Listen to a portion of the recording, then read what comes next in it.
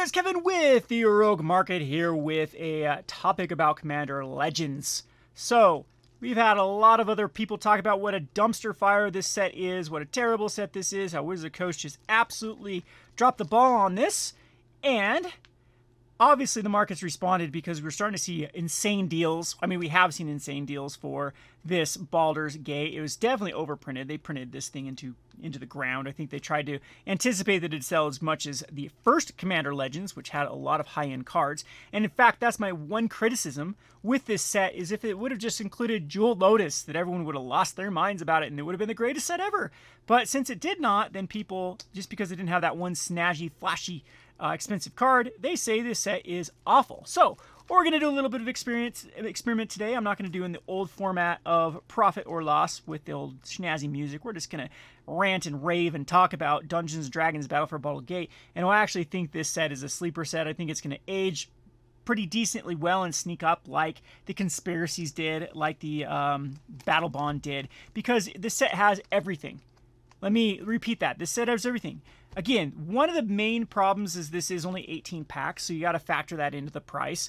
And it was overpriced, and I don't know why they only put 18 packs in this. It was kind of a weird way to, market something. I think that left a bad taste in people's mouth too, which is actually funny because the collector's boosters, they dropped incredibly low. And in fact, per price now, collector's boosters gets like more cards than like set boosters and draft boosters because they aren't a 1-for-1. So I mean, you can't compare set boosters from Battle for Baldur's Gate from a set booster from an in standard set, or a draft booster from Battle for Baldur's Gate to a draft booster, but you can 1-for-1 compare the amount of packs that are in collectors. So anyway, just some food for thought that I still think collectors are pretty good buys, and I think I can still get them from the 130s. So again, the prices on these are about 60-ish for set boosters. Draft boosters, I'll have to wait for another deal, but these are the ones that are being blown out right now. So this is a little thought experiment, because can we make $60 back from a Commander Legends Dungeons & Dragons Battle for Baldur's Gate? And the thing is, I think you can. I think aging well, or this set will age well. There is an evergreen blue card in the cat, the Flicker Cat, as well as there's two, the Dwarf, and there's one other Cleric card, I believe, in white. There's two creatures in white that are like evergreen and Commander. They see so much play. There's a couple of decent red cards they're contained here. There's some decent black cards in here too that actually see quite a bit of decent play. And I mean, a set booster can include cards from all over the place too. So I mean, if set boosters from any set go down the dumpster fire route, I mean, you still get the possibility of getting list cards in here that could really go to the value. So I will overlay prices somewhere here, somewhere on the video. We'll overlay them, and I'm just going to kind of give a discussion about Battles of Baldur's Gate as we open this up and see if we can make $60 back. So this is kind of my strategy for Magic the Gathering. I'm ignoring things like the Dominaria remasters. I'm ignoring all these specialty products. I am just going after the dumpster fire stuff. I think it's a lot easier for this product to double up than something like a Dominaria Remasters. I think it's a lot easier for me to eke my value out of this particular set than it's going to be out of something like Brothers War or Dominaria or Kamigawa that were, pretty hot sets, comparatively speaking. So this is where my money's at. My money's at the dumpster products that I can get for pennies on the dollar. The Chandra spellbooks that I got for a massive deal. The Pioneer Challenger decks that were blown out. The Baldur's Gate. Those are where I would prefer to stick my money. Now, it is a strategy is a lot different than most people. You want to strike when the iron's hot. You want to go after things that can sell, and right now these things can't sell. But as far as the singles market is concerned, it's still doing pretty decent, comparatively speaking to the sealed market in Magic the Gathering. So I'll just kind of go through these pretty quickly, and we'll put some prices somewhere on this, and you can see if I make my money back. We'll kind of go through this quick. I'm not sure what, let's go ahead and zoom in here.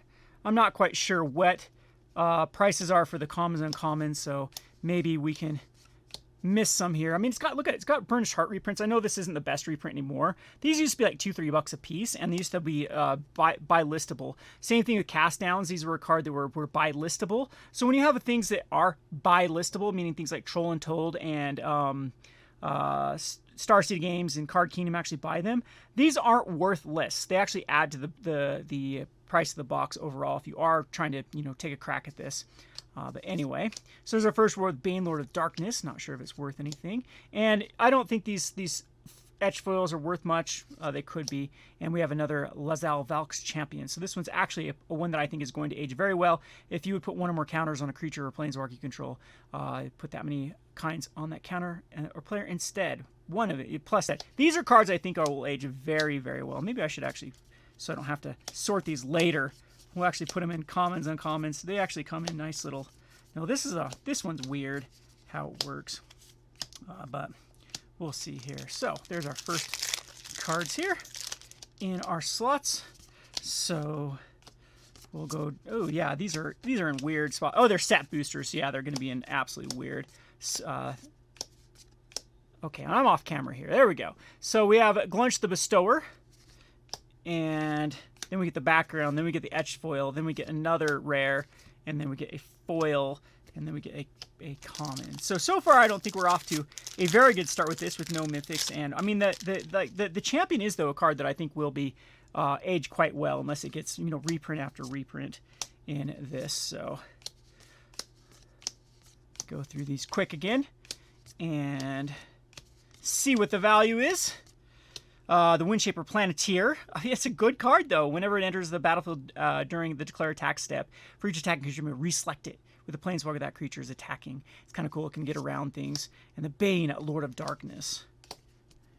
Okay. So the other thing that I like about Commander Legends Battle for Baldur's Gate is it has the land cycle. And the land cycle, I think, will age well. I know that they've given us basically a hint that they're going to be reprinting these land cycles on every one of these commander sets, but I'm not sure they'll do another commander set that quickly. Like that's my whole discussion is Wizards has to slow down. They're not going to have a choice. And so a lot of this product at this era is going to start competing against less product being released in the long term, and that's where I think this is going to start to get a pretty decent returns, is when it isn't competing every second for new products coming out, more. And they also can't do they're gonna have to do a power reset pretty soon for Magic the Gathering. They can't keep doing this power creep. The power creep has got to be reset, and they've done it in the past too. There's been a lot of power creep resets when they get too far in one direction. Get a lot of uncommons from the set boosters too. So we have a Merkle Lord of Bones and a Rosella Kingpin as a foil. So again, that was no mythics so far, no lands. That's what we're definitely looking for, and we're also looking for Displacer Kittens and cards that Lightning Bolt. This is actually the cheapest version of Lightning Bolt. It got reprinted 3 times in a row.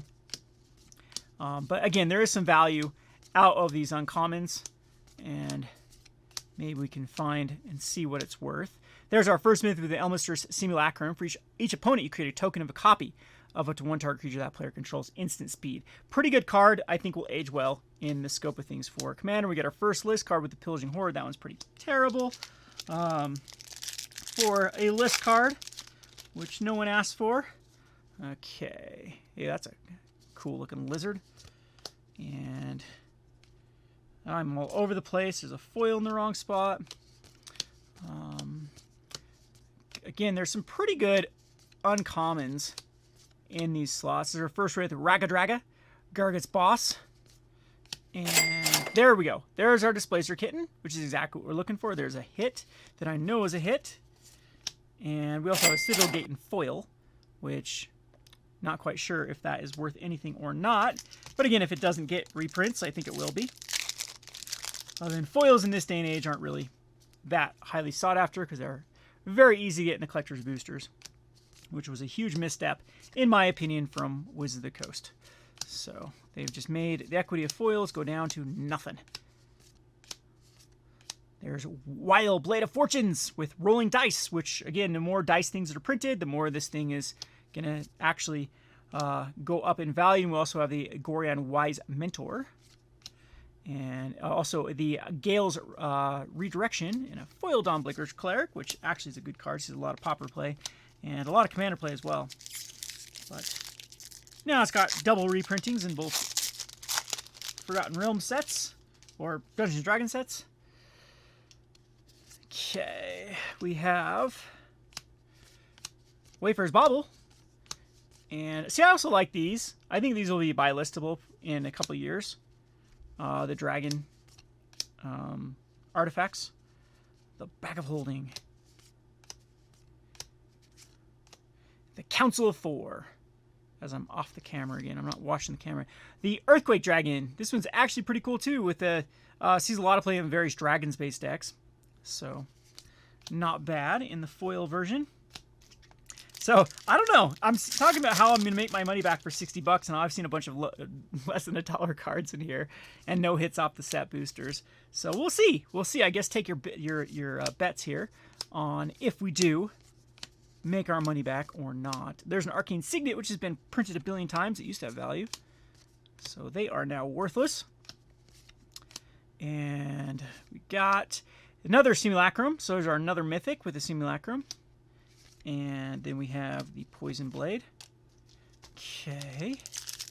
So far we got a Displacer Kitten looking at us pretty sad as the only card. Our draft boosters are actually a better route to go than set boosters. Ay, ay, ay. Okay, so is there any like value out of these stupid art cards too? Ay, ay, ay. It's another thing that nobody wanted, a waste of ink. But again, this is what I'm baking on, is like these uncommons. At one point in time, you know, at one point actually even worth something. Ascendant Avernus, and a Council of Four, and a foil Lightning Bolt. Hey, and we got our other list card with the Eidolon of Blossoms. Not sure if that is going to be worth anything. That is a card that has been a promo at one point. I don't know if it's had reprints in Commander-based decks or not, but the list is so weird. You never know what they're doing with the list. I know that they look at things like, I'm sure this Portal card was worth something, you know, worth a lot in the Portal version, and that's why I got a reprint, which is kind of stupid. So, man, you get like more uncommons in set boosters than you do in commons. Look at all those uncommons. Uncommons. Uncommons. Uncommons are the new commons. We have the Harvester and Reflecting Pool. I mean, Reflecting Pool is actually pretty good at one point. I'm off camera again. Kevin needs to learn how to stay on camera. And we have another foil here. So I don't know if that one's a hit, if we call the Reflecting Pool in there a hit or not. Let's say I'm thinking we're not going to profit on this. I'm thinking we missed the land cycles, so that's going to be horrible for us. And I'll have to check and see if there are any cards in this uncommon slot. So we just get the two. Oh, Agent of Iron Throne and Agent of the Shadows Money. We get the two the same card right in a row. We have, there we go, the Sentinel Worm in the etched foil. This is a really, really popular commander. So, and it's really, really popular in lots of dragons too. So this one might actually have some value. Not quite certain though. And we do get a lot of junk though. A lot of junk in this set. So, all right, we need a big hit to help us recover from this.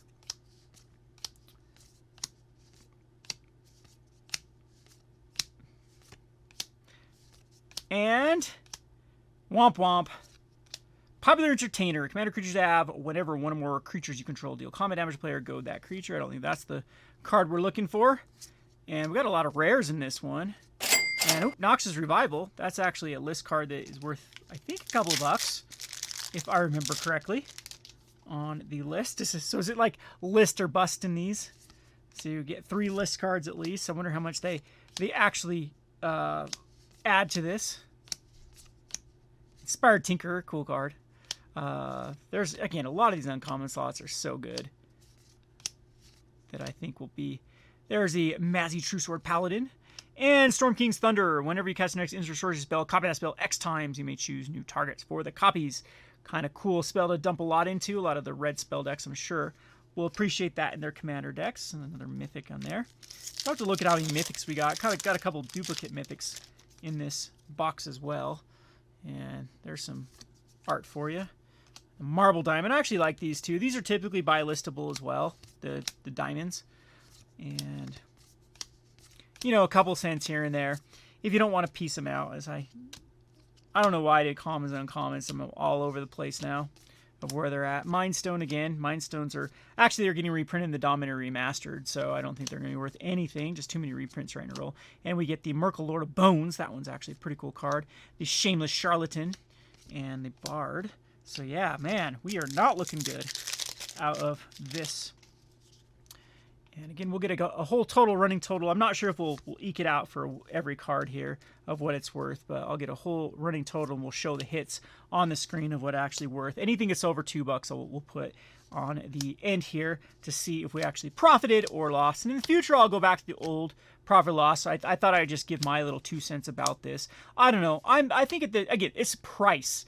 Price of this set is what is something that is very, very attractive to me. Not the contents per se, the price. And we missed lands. Like this is going to be in a terrible box. So we got 0 lands out of these set boosters.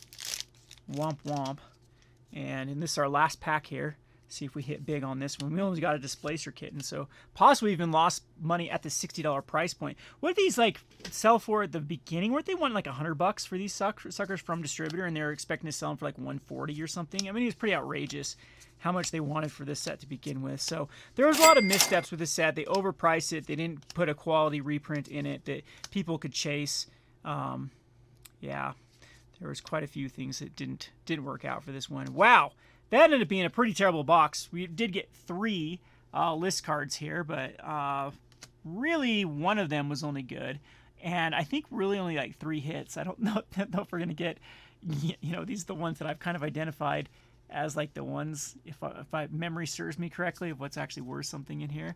As far as Mythics is concerned, though, again we'll have a list here of all the cards that actually were hits, what we get out of Mythics. Not actually a lot of Mythics out of this either. We only get 3 Mythics. Well, that was a pretty trashy box. That was a very trashy box. 2 of the same Mythic with the Elmister Simulacrum and the Storm King's Thunder. Again, not certain if those are worth anything. So, man, $60. I don't know. I don't know if this is even worth it. So these are still available for patrons who want to try to get in on the action for $60 boxes. After fees, it's going to be a little bit more. Typically, whenever you see a special, whenever I say a price is up, just add 5%. That'll cover the PayPal fee and all the other fees associated with it. So I don't know, what does that make this end up being, like 63 a box, I think, for Baldur's Gate is what it comes out to being. But I don't know. My whole thing is I think that these are, the uncommon slot is where maybe in a few years if these don't get reprints, I think this is where it could be like $1 or $2 a piece and start buy listing for 50 cents a piece, where you can actually start making back quite a bit, a chunk of change. I know it's a lot of work for that kind of stuff to especially with all the different versions, to go on like something like Troll and Toad, and then oh, I got this version, one of these, select them, and they want them all in like a particular order. A lot of times they'll print you off a list. The cards need to be in this order when you ship them to us, and it's a lot of work to do this. But at the same time, like, it is something that can yield a profit for people that are looking to eke out, a little bit of ways to supplement their hobby as they, chase cards or try to build their collection. Anyway, I hope you enjoyed this video. This has been Kevin with the Rogue Market. We're going to be trying to do more of these type of videos. If you'd like to sponsor a booster box opening and gamble on these, can't even say that word on YouTube, then you can go ahead and message me on Discord, and we can figure out a booster box opening for you. Appreciate all the support. This has been Kevin with the Rogue Market. Thanks for watching.